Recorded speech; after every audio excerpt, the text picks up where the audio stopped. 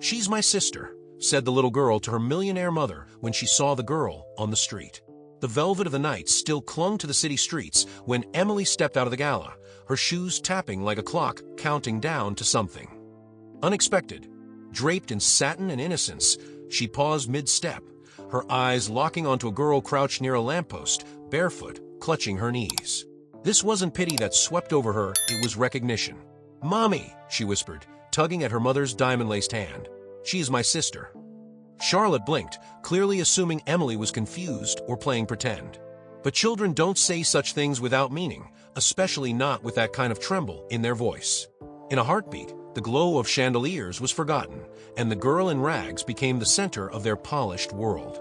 The moment hung thick in the air, like a question waiting for a truth nobody expected to hear. Charlotte knelt down. Emily queried, "What are you talking about?" And what Emily said next would stir the ground beneath them. Emily took a step closer to the girl, her words unfolding like a memory coming home. "She used to sing to me when it thundered. She'd hold me tight in the dark." The girl on the street raised her head slowly, her eyes glassy but suddenly alive, as if someone had spoken her name after years of silence. "I remember the green beds. We used to hide snacks under the pillow and whisper stories until we fell asleep." Her voice didn't shake, only carried the weight of someone who knew exactly what she was saying. Charlotte tried to laugh it off, glancing around at the uncomfortable stares from onlookers. But this wasn't a fairy tale from a movie. This was something raw, something real. "You must be mistaken, Emily. That's not possible." But the girl, Lila, stood up now, barefoot still, and spoke for the first time. "Is possible. I never forgot her." And in that electric second, something shifted. Something no one could unsee or unfeel. Because truth, once revealed, never goes back into hiding. It's funny how memories, especially the ones buried under years of silence, have a way of clawing back up when the heart gets jolted. That night, while Charlotte paced the hallway whispering into her phone, probably to a lawyer or therapist, Emily sat cross-legged on her bed, her mind reeling like an old film projector. "She used to braid my hair with ribbon pieces we found in the laundry," she told her nanny, who'd come in to check on her. "And when I cried at night, Lila would hum that song. The one about the little bird finding its home." The nanny froze. That song wasn't on any lullaby playlist. It was a whisper from a life no one thought Emily could remember. And yet, here she was unfolding story after story, like pages of a journal sealed by time. "She used to call me Little Moon because I cried when the lights went out." Meanwhile, Charlotte, who prided herself on logic and law, found herself cracking under the weight of a child's unwavering belief. "The beds were green," Emily insisted at breakfast. "There were 5 in a row. Lila always took the one by the window so she could make shadow puppets when the moonlight came through." Charlotte, coffee halfway to her lips, nearly dropped the mug. She hadn't told Emily where she came from, had kept the files locked away under the label of protection. But Emily wasn't guessing. She was remembering, vividly. And the more she spoke, the more Lila nodded, confirming details no outsider could invent, like the dent in the shelter's ceiling, or the name of the social worker who smelled like cinnamon gum. These weren't coincidences, they were puzzle pieces falling perfectly into place. But why had no one told Charlotte there was another child? And more importantly, why had Lila been left behind? Charlotte Whitaker was not the kind of woman who left questions unanswered. That very night, fueled by something between guilt and disbelief, she called in a favor, an old contact from her days on the board of a nonprofit. "I need everything. Names, files, transfers. And don't stop where the paper trail gets thin." Her voice was low but stern, the way people speak when they've discovered the ground they've been walking on might be a lie. Within 48 hours, an unmarked folder slid across her kitchen island, and inside, there it was. 2 names, Emily and Lila. Same intake date, same shelter, but only one name ever made it onto the adoption register. The other? Hagestampid, inapta para adoção. The reason?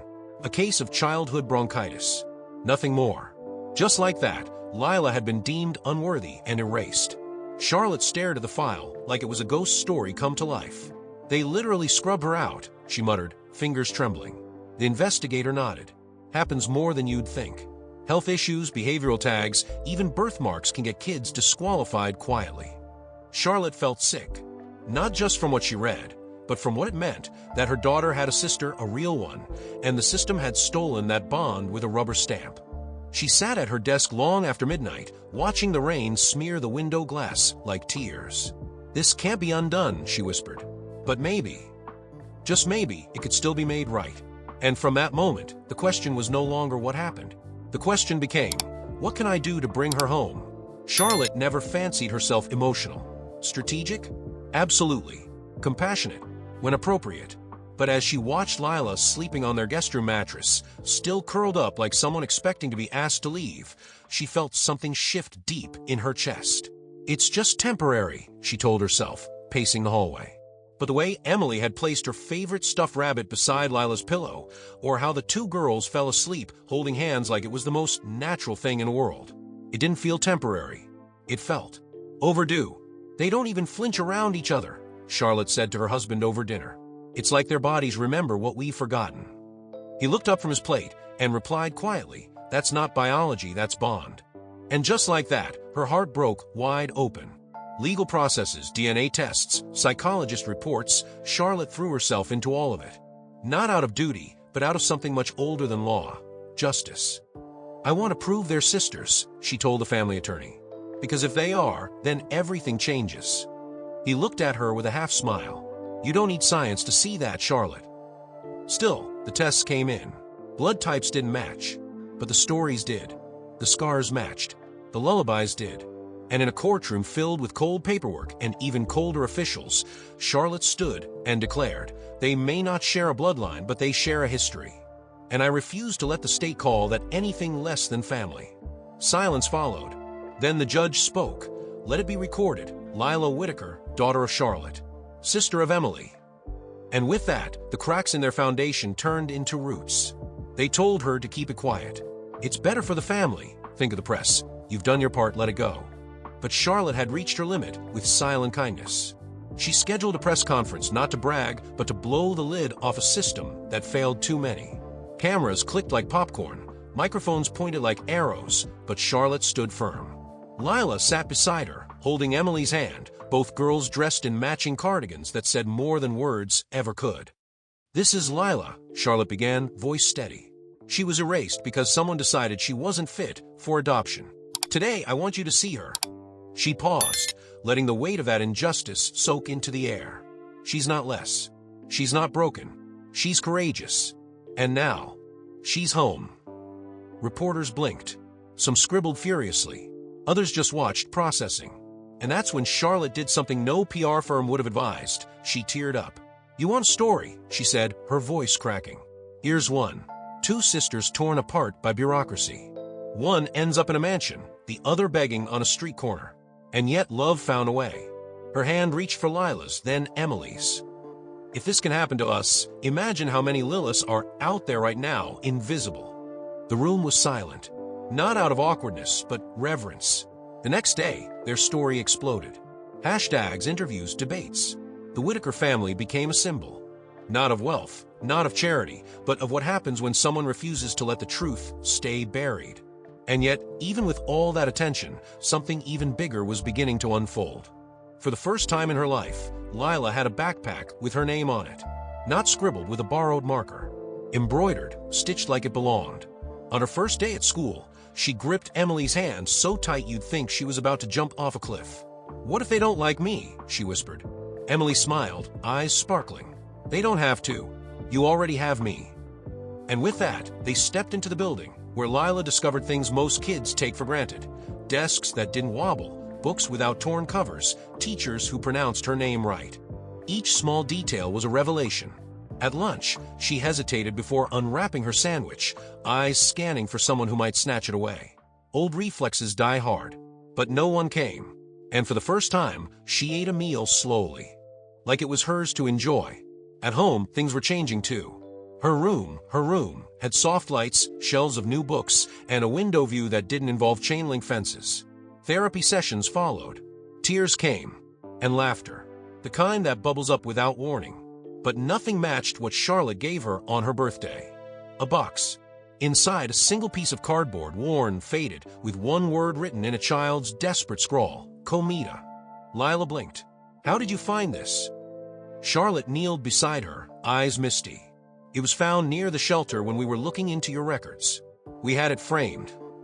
And beneath it, a brass plaque read, 'She asked for food. She gave love.'" That night, Lila stared at the frame like it was a mirror of everything she had survived. And slowly she smiled. A real one. Because sometimes new beginnings come wrapped in the very things that once made us feel forgotten. By now, the world saw them as sisters, but to Emily, Lila was never a headline or a hashtag. She was the giggle behind her jokes, the hand that reached for hers without needing to ask. And for Lila, Emily wasn't just the girl who found her. She was the anchor in a sea that had once swallowed everything. They didn't share genetics, but they shared something deeper, memories only they could decode. Like how they both instinctively ducked when someone yelled, or how they still flinched at thunder. Only to laugh a minute later, wrapped in blankets, safe this time. "Do you think we were always meant to find each other?" Emily asked one night, curled up beside Lila. Lila shrugged with a grin. "I think we never really lost each other." Their bond became folklore in their town. Teachers spoke about them. Neighbors whispered how they'd never seen such closeness, such synchronicity. But what people didn't see, what they couldn't see, was how much healing had happened in between those smiles. How much work it took to trust again. But they did.